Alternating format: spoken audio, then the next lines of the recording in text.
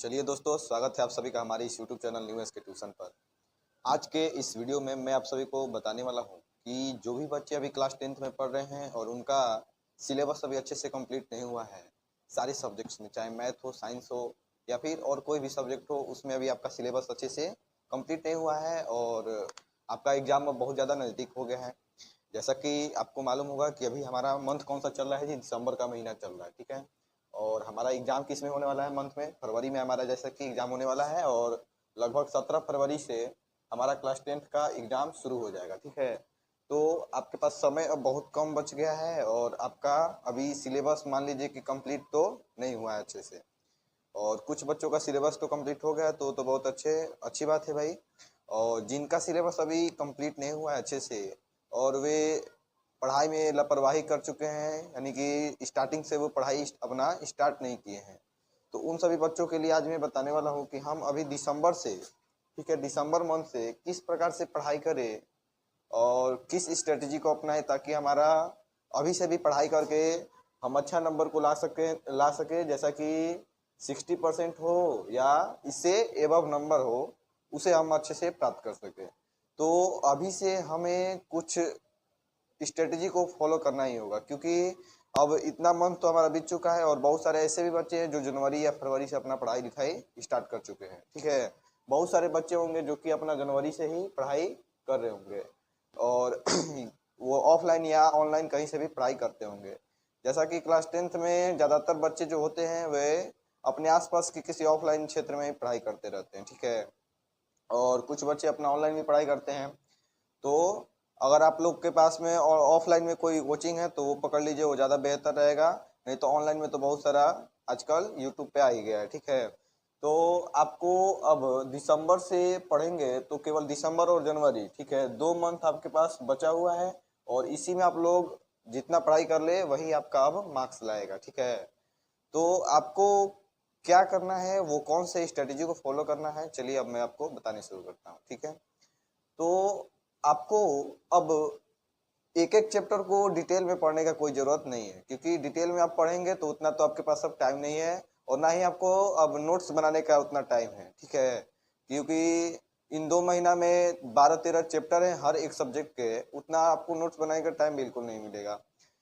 तो आपको अब हर एक चैप्टर का, ठीक है, आपको गोल बना के पढ़ाई करना होगा, ठीक है। जैसा कि हमने क्लास 12th के बच्चों को भी बताया है कि दिसंबर से हम लोग कैसे पढ़ाई करेंगे, गोल बनाकर और टाइमर को सेट करके हम लोग पढ़ाई करेंगे, ठीक है। वैसे आपको भी करना होगा, आपको एक गोल बनाना होगा और उसी गोल पे आपको चलना होगा। आपको हर एक चैप्टर का, ठीक है, हर एक चैप्टर का, चाहे कोई भी सब्जेक्ट हो, मैथ को छोड़कर, ठीक है, अभी मैथ का हम नहीं बता रहे हैं, मैथ के अलावा जितने भी 4 सब्जेक्ट हो गए, आपका तो टोटल 6 सब्जेक्ट है। आपका टोटल सब्जेक्ट कितना है, 6 है, लेकिन आप लोग इंग्लिश पे अभी उतना ध्यान नहीं देते हैं। आगे चल के आपको इंग्लिश का ध्यान देना होगा, लेकिन अभी आप लोग तो इंग्लिश का ध्यान नहीं देते हैं क्योंकि इसका मार्क्स हम लोग का नहीं जुड़ता है, इसलिए आप लोग इस पे ध्यान नहीं देते। तो बचे हुए जितने भी 5 सब्जेक्ट है एक बार हम टोटल लिख देते हैं फिर से, ठीक है। आपका सब्जेक्ट जो है मैथ है, साइंस है, मैथ साइंस हो गया, हिंदी है, संस्कृत है और आपका सोशल साइंस है, ठीक है। एसएसटी इसको हम शॉर्टकट में लिख देते हैं। तो यही आपके 5 जो सब्जेक्ट है इनका नंबर आपका जुड़ने वाला है और प्रत्येक सब्जेक्ट का नंबर कितना होता है, 100 मार्क्स का होता है। आप लोग को पास लाने के लिए कम से कम 30 मार्क्स हर एक सब्जेक्ट में लाना होगा, लेकिन आप लोगों को तो पास तो होना नहीं है, क्योंकि पास तो बहुत सारे बच्चे हो जाएंगे जो नहीं पढ़े लिखे रहते, वो भी अनजाने पे कोई कोई ऑप्शन मार के आ जाते हैं या देख कर चीटिंग करके अपना पास तो हो जाते हैं। लेकिन आप लोग को पास नहीं होना है, आप लोग को क्या लाना है जी, 60% लाना है, अच्छा मार्क्स लाना है। इसके लिए आपको हम बता रहे हैं कि कैसे आप लोग पढ़ाई कीजिएगा इन 2 मंथ में। तो आपको इस सब्जेक्ट को तो अभी हम बंद कर देने, इसके बारे में भी नहीं बता रहे हैं, इन चारों के बारे में बताते हैं। इनमें साइंस में आपका 3 होता है, ठीक है, फिजिक्स होता है, केमिस्ट्री होता है और बायोलॉजी होता है। इसमें 3-3 सब्जेक्ट हैं और प्रैक्टिकल वाला भी इसमें होता है। ये सब्जेक्ट जो है पूरा पूरा 100 मार्क्स का होता है। तो इन तीनों सब्जेक्ट का आप लोग क्या कीजिएगा, ये भी एसएसटी में भी और भी सब्जेक्ट होते हैं, इसमें भी टोटल 5 सब्जेक्ट होते हैं। हिस्ट्री होता है, इकोनॉमिक्स होता है, ठीक है, और पॉलिटिकल साइंस होता है, आपका इसमें जियोग्राफी भी आ जाता है और आपका क्या आ जाता है, इसमें सिविक्स आ जाता है। तो इसमें 5 सब्जेक्ट है लेकिन आपको इसमें केवल हिस्ट्री और जियोग्राफी को हम बताते हैं, यही दो सब्जेक्ट से आप लोग इसमें बेहतर अंक ला सकते हैं। ठीक है, तो आपको अब क्या करना है, आपको एक ऑब्जेक्टिव का कोई मार्केट से आपको बुक खरीद लेना है। ठीक है, और उसमें से हर एक दिन आपको एक चैप्टर, ठीक है, डेली मतलब कि वन डे के लिए आपको बताते हैं, वन डे एक दिन में एक चैप्टर आपको डेली हर एक सब्जेक्ट का, ठीक है, वन सब्जेक्ट। इसमें जैसे कि हिस्ट्री और ज्योग्राफी दो हो गया, तो हिस्ट्री का भी आपको एक चैप्टर याद करना है और ज्योग्राफी का भी एक चैप्टर याद करना है। वैसे ही साइंस हो गया, तो साइंस में आपको फिजिक्स का एक चैप्टर याद करना है, केमिस्ट्री का एक चैप्टर और बायोलॉजी का एक चैप्टर, और हिंदी का एक चैप्टर आपको याद करना है और संस्कृत का एक चैप्टर। ऐसे करके इतने सब्जेक्ट का डेली आप लोग एक एक चैप्टर अगर ऑब्जेक्टिव को याद कर लेते हैं, ठीक है, तो आपका टोटल 15 से 20 दिन में पूरा का पूरा ऑब्जेक्टिव याद हो जाएगा।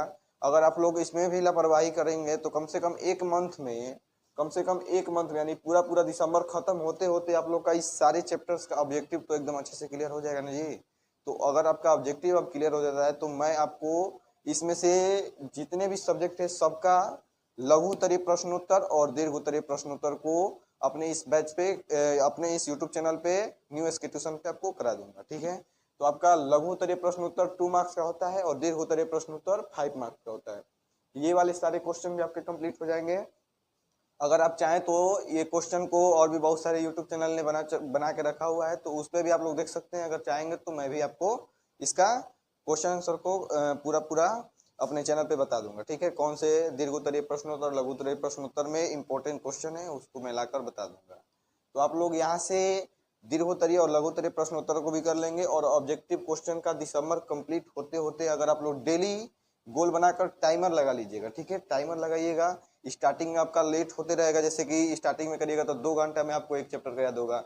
अगले दिन कीजिएगा तो मान लीजिए 1 घंटा 45 मिनट में याद होगा, उसके बाद 1.5 घंटा में, 1 घंटा में, करते करते आप लोग टाइम शॉर्ट होते जाएगा। ठीक है, तो आप लोग ऐसे करके अगर अपना अपना पढ़ाई करते हैं तो आपका हमने बताया कि ऑब्जेक्टिव भी सारा का सारा क्लियर हो जाएगा एक मंथ में, और आने वाले मंथ में या इसी मंथ में अगर आप लोग टाइम बचता है तो सब्जेक्टिव भी आप लोग क्लियर करते रहेंगे और इस तरह से आपका पूरा का पूरा चैप्टर अच्छे से कंप्लीट हो जाएगा और रिवाइज भी हो जाएगा।